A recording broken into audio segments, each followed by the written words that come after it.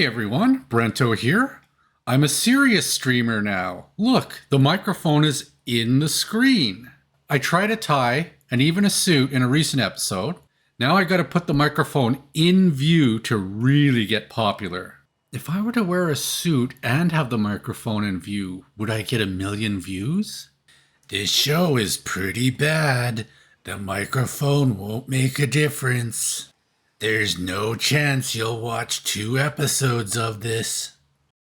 So what's on the show aside from this slick microphone? Well, I'm going to go over my initial setup for this stage of the campaign and I'll fill you in on what's going on. I'm then going to do a propaganda piece. Is it about communism? Is it about capitalism? Who knows? I'll then go over how I set up my constitution and show you who's allowed to vote in the Republic. Next, I'm going to do some guerrilla radio stuff. Is it illegal? I don't know. Gotta watch to find out. Finally, I want to finish at least 4 of these quests as the goal of the episode. But before we get into this, let's do the thing we always do every episode, the most popular thing in the series, the thing that millions of fans are asking me to do every week. They can't wait for this next part, the most important part of the show. And if you're not playing the game, like maybe you can just skip to the next chapter or something or whatever. But if you are playing the game, this next chapter is going to be interesting to you. Perhaps this next bit might even make you want to play the game, even if you don't like playing video games. Who knows, right? As always, once again, it's time for more tips for noobs. All right, the first tip is, let's have a look at the docks over here. See this here? Oh, I'm covering up some of it, but you can see enough of it. See how there's some goods at the docks here?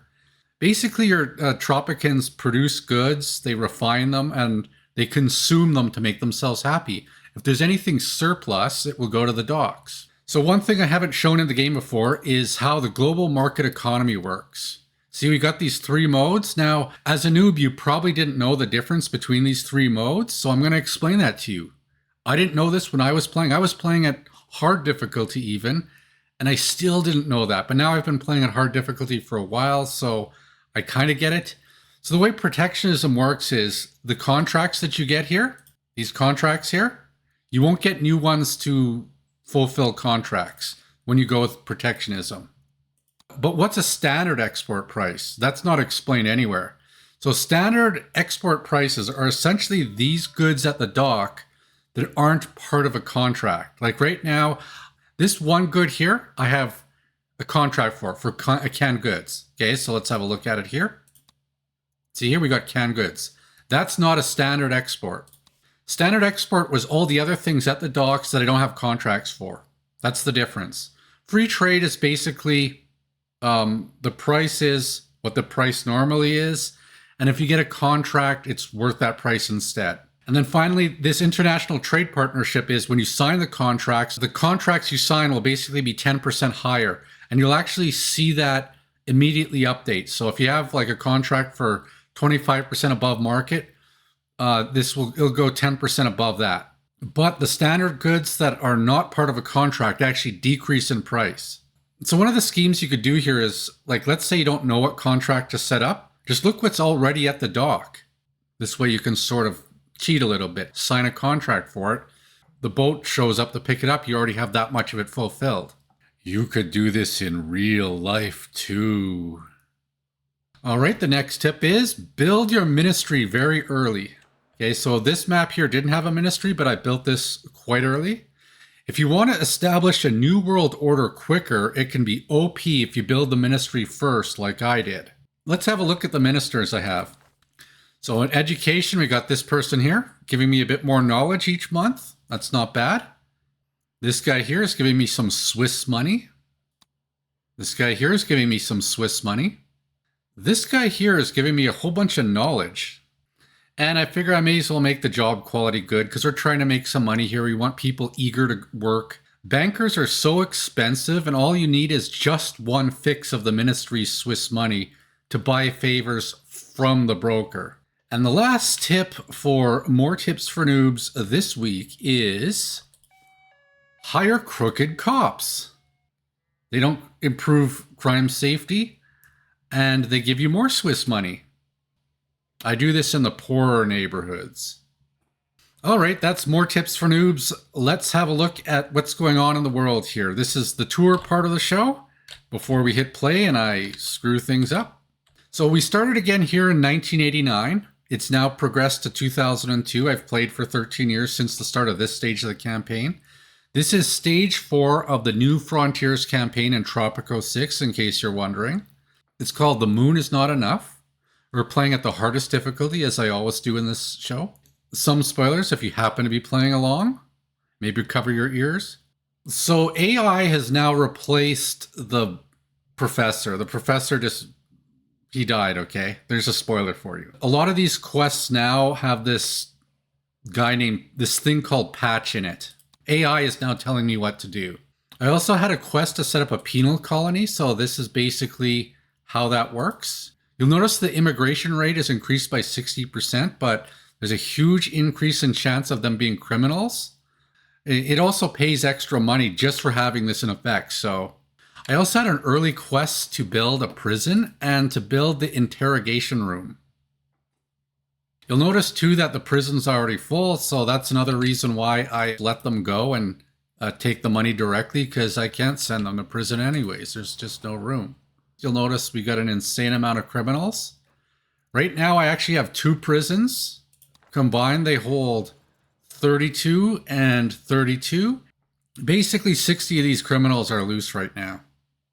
I've also built a couple of army bases. There's one here and another here. They both have the upgrade for MK2 tanks. You know, in case foreign powers attack. A few more things here. We built a logging camp early and I cut down a bunch of trees in this area. So we had a forest there. And there's currently a logging camp here set to clearing wood. Right now I'm just cutting down the trees and I'm not replacing them. I'm trying to get as much logs as I can to grow my industry and make money, because as you know, making money is the most important thing in this game. In general, trees are pretty good. They increase the beauty of neighborhoods, but you know, we need money. I've also built here an automated mine that harvests some gold. This wasn't initially in the setup. Automated mines are pretty expensive, but I think it was worth it. I think you don't want to create jobs for people. Creating jobs is a bad thing for your economy. Automation is a good thing for your economy. In terms of industries, it started with a boat factory here, and I built a second one. I've added some new canned good factories. Lots of masks. People love these masks now. You know, all this propaganda, I can sell these like nobody's business. This factory just got built, and we're going to see some workers in it soon too. Apparel? How do you say that?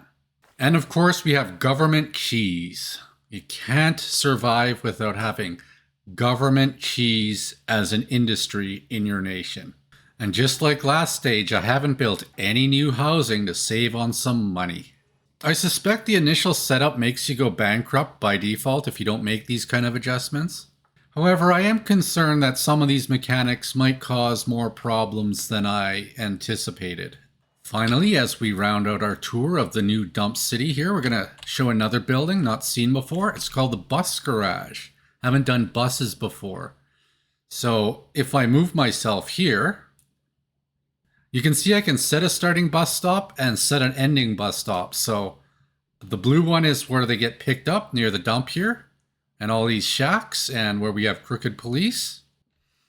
And they get brought into the new dump city and they get dropped off over here where there's tons of jobs and police that will actually arrest you. As you know from previous episodes, an embassy is generally handy. Russia was the first to ask for an embassy, so I gave it to them. What were you expecting? China? Another thing too here is, remember this ministry I showed you? And this one guy? It's 4 times the value of your highest superpower relations is generated in knowledge each month. So what I did right off the bat was basically I got, once again, like last time, diplomatic super party and gave myself 20 more standing with the factions. See here? And then this embassy combined with it, I got to praise them. So I got 10 more standing. I just begged for money, so my standing kind of went down, but that's also because, well, hey, these ones went up over time too for other trade things I've been doing. So in short, basically, my highest standing has always been well over 100. So when we go to the ministry here, I've been making way over 400 knowledge per month. So if you check it out here, I have almost every useful technology unlocked in the first 13 years. We're as smart as China now. You'll notice too, I have a lot banked for the future. However, before we hit play here, and I lose in real time again, let's talk about one of this episode's topics. Propaganda. Some of you can see it, some of you cannot. So I'm going to share with you some tips on how to recognize it. It all begins with the first layer of propaganda, controlling who gets seen. If you don't know the magic codes to rank on top of YouTube, it doesn't matter how good or bad your content is. No matter how welfare looking a show might be, if it has thousands of views, it most certainly is operated by someone with a bit of money. Next, why do people with microphones in the videos get more views than those just talking into a camera? This is because people who look authoritative can lie to you, like politicians or college professors do, and you'll believe them. Maybe I'm lying to you now. Maybe I'm not. Hard to tell with a microphone in view, isn't it? Unfortunately, only the media moguls have data on the precise importance of misleading you with these visual cues. Good thumbnails and titles also mislead you? What made you watch this show? Most people are actually wired not to trust other poor people when they try to present. Good for you for watching. Our elites have trained us to only watch content that appears to be expensive to produce. That's how you know who to trust. I could tell you the cure for cancer, but if my microphone is at the wrong height, you will die of it. Also, am I good enough looking to be on camera? Normally, people only trust good-looking people to lie to them. But if I hide my image, I can still influence you in other ways. Like if I move the camera around at the correct speed, you will know I'm a pro gamer with amazing mouse skills. I'm actually using a key to do this, but you'll think I'm a pro. Look how perfectly calibrated this scroll rate is. Worthy of listening to? This makes me an authority figure. Even if I may be a wanted terrorist or perhaps picking my nose right now. Oh, wow, that's a big one. So that brings me to my first topic of discussion. Most Americans discuss every day. Should we sell our homes to the government and convert to communism? I say yes. Just give me a fair price and I'll sell you mine. Or even if we don't convert to communism, I would still like a lot of money so I can finally experience the freedom of renting. Okay, that's my propaganda piece. I hope it thoroughly entertained. Hopefully it didn't get me a folder created at Interpol or something. Okay, we got a lot of quests to do here, and I gotta remember to play the game and not forget like I sometimes do. So we gotta do one over here where we set up a golf course near some ancient ruins. Right there looks like a good spot. And we gotta also build a cocktail bar near the ancient ruins. Let's do that. Right there looks like a good spot. Let's press play here and continue to do more quests to see if I can get them done on time. I gotta build a research lab. I gotta build it beside all these things here. So one of them involves building it beside a TV station. So we already got a TV station here, Dump City. Let's build it. I think that's a good spot right there. So let's get these ones building while our island ones are getting built. I want to beat these island workers. Sometimes the island workers are faster than me. Sometimes I'm faster than the island workers. Did I tell you that time I went to Cuba? They say it's called Cuban time. Let's build a few more buildings here that are supposed to be adjacent to the research lab. Oh, we got to put a cathedral nearby. Let's build a road connecting to the lab here. So this new dump city is going to be a lot more populated than the last one. In terms of saving space, I don't think there's going to be room for God in this city. Let's move it over here. There's a good spot. Let's run another human experiment here and see how well it does without a cathedral downtown. Oh, and it looks like I also need a high school adjacent to the research lab. Well, we already have one on the map here. Let's relocate this one as well. Seems like a good spot. Stay as you are, active for 6 months, at least one radio station. Okay, well, let's do that. Let's go here to Gorilla Radio and find the stay as you are. Where is it? Okay, let's do that with...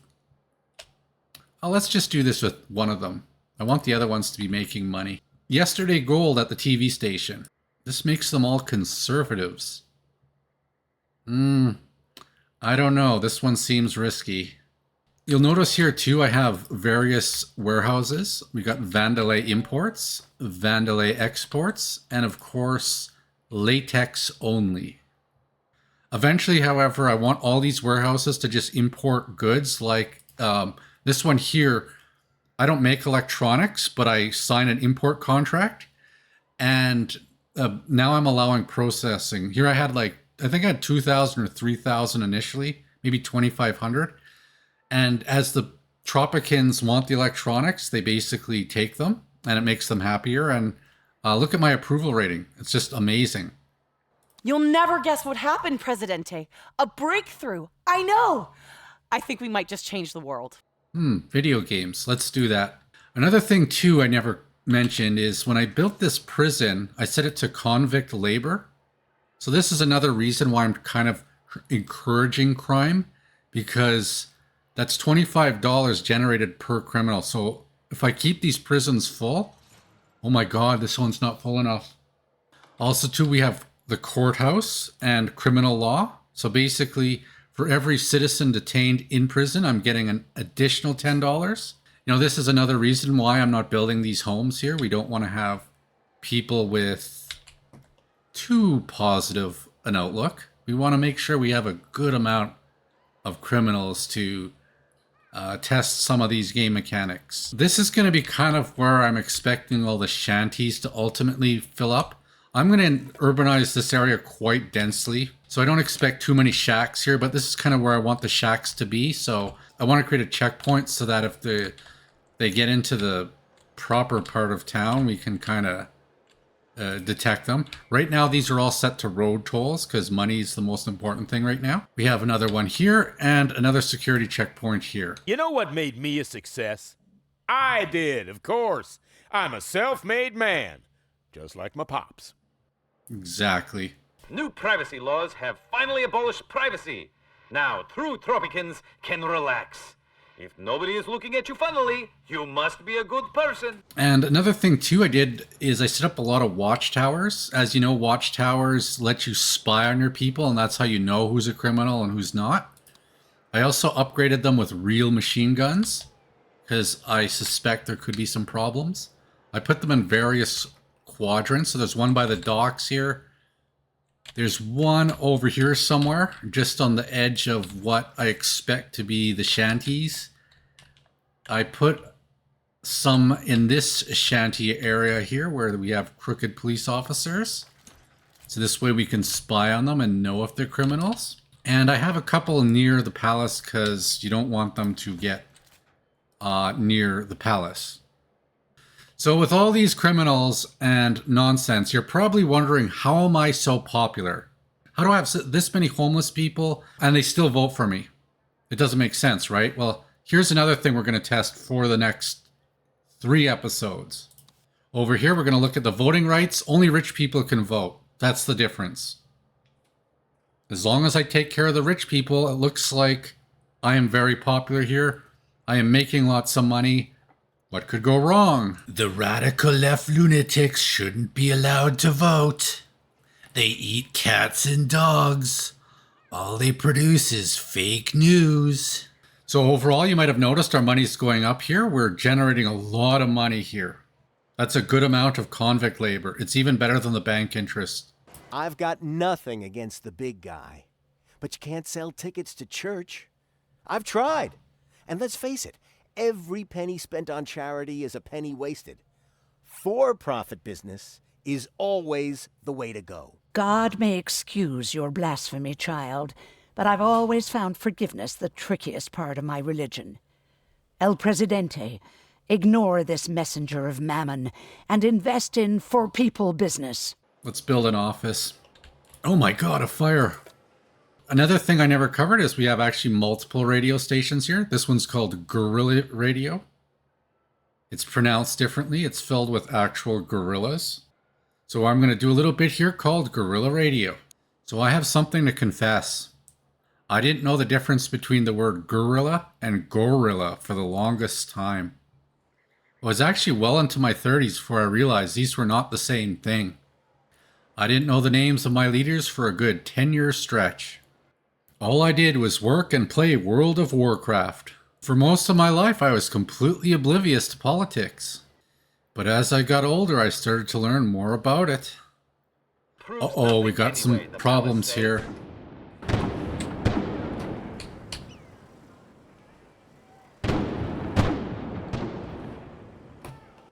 Well, apparently, these people are really unhappy. They took out a tower. Okay, well, we got some considerations we got to make here when setting up an economy like this. Because eco-peril never sleeps. The seas are poisoned and the sky's full of holes. Woohoo! I produce juice anyways. Let's do this. But I don't think the MK2 tanks are gonna have much problem with this.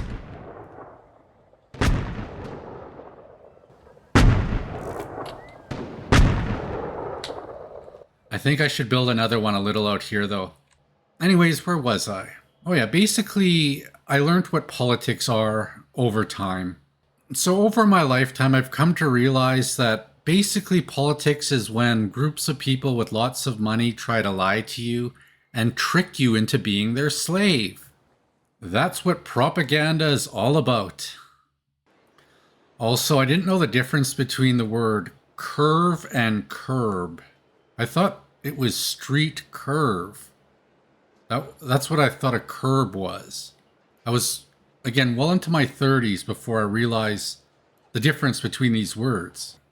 Maybe you're listening to this and you're thinking, oh shit, gorilla and gorilla aren't the same. Just like it took me a long time to realize myself. I can't be the only one who didn't know the difference. Anyways, back to my completely random tangent on Guerrilla Radio. So you're probably thinking, how could someone so stupid host a YouTube show? Well, to that I say, thanks to just having a basic knowledge of propaganda, people will listen to me anyways. Okay, I have to have Parochial Education active for 6 months at the high school. Okay, screw this one up here.